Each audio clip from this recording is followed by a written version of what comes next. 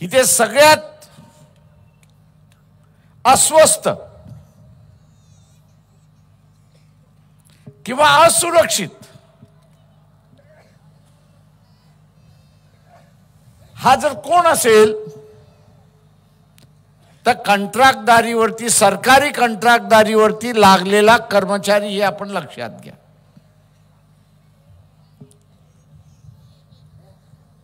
Contract पद्धतवरती लागलेला हा जो कामगार आहे, अधिकारी आहे, कर्मचारी आहे, हा सगळ्यात असुरक्षित आहे. कोणाचा कॉन्ट्रॅक्ट 3 वर्षाचा आहे, कोणाचा कॉन्ट्रॅक्ट 5 वर्षाचा आहे, पुन्हा दिल्या जाईल का याची शंका आहे.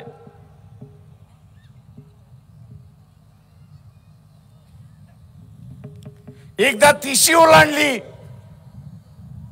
की शासन म्हणते आम्ही तुम्हाला घेऊ शकत नाही.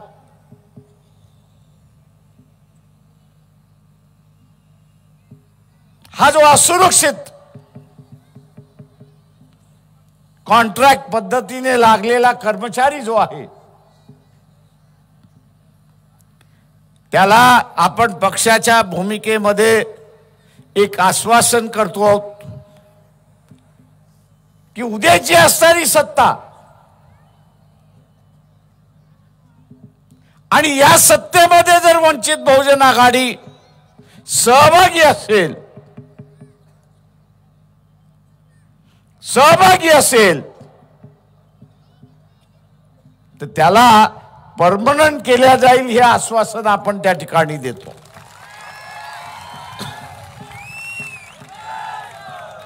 तेव्हा हा जो मतदार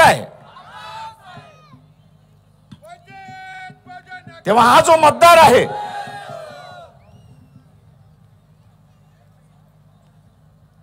हा जो कर्मचारी आहे, याच्यापर्यंत आपण पहिल्यांदा पोचलं पाहिजे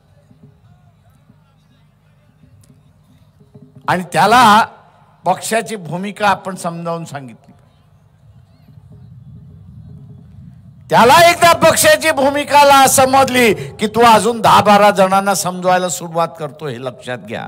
कारण का त्याला टेम्पररी आणि असुरक्षित वातावरणातून त्याला सुरक्षित आणि परमनंट व्हायचं हे आपण लक्षात घ्या. मी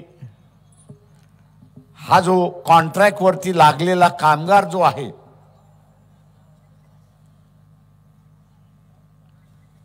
हा एका प्रकारचं नव्याने असणारा मनुस्मृतीचा उल्लेख केला, त्याच्यातला एक भाग आहे.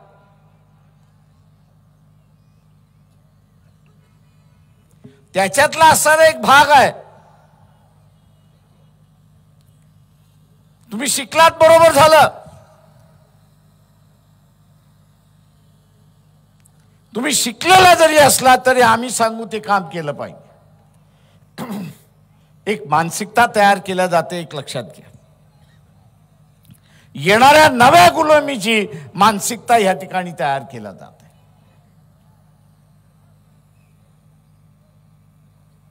आणि या मानसिकतेला खत पाणी ही कॉन्ट्रॅक्ट पद्धत त्या ठिकाणी टाकते.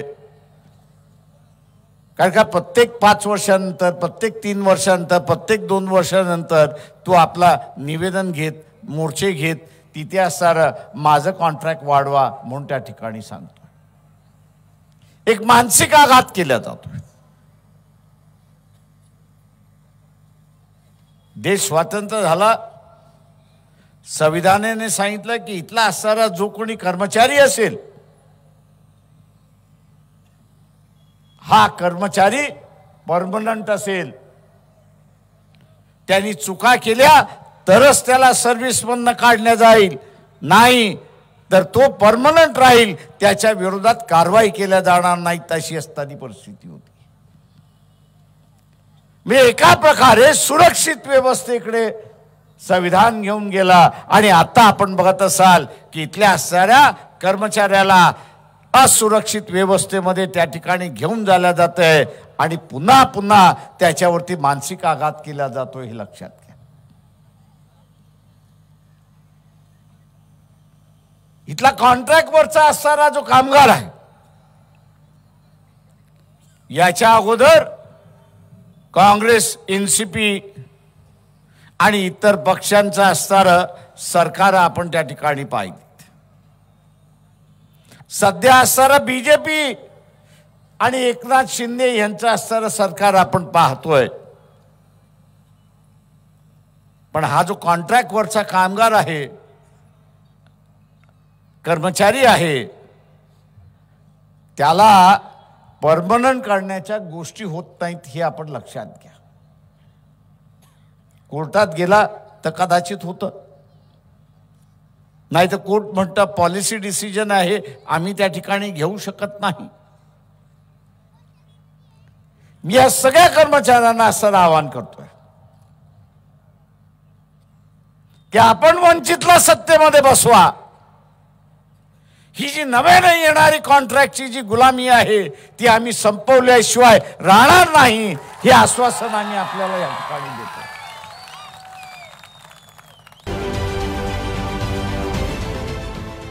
देश विदेशातील प्रत्येक घडामोडींचे लाईव्ह अपडेट मिळवण्यासाठी आता साम टीव्हीच्या सर्व सोशल मीडिया प्लॅटफॉर्मला लाईक, फॉलो आणि सबस्क्राईब करा. तसंच सर्व नोटिफिकेशनसाठी बेल आयकॉन प्रेस करायला विसरू नका.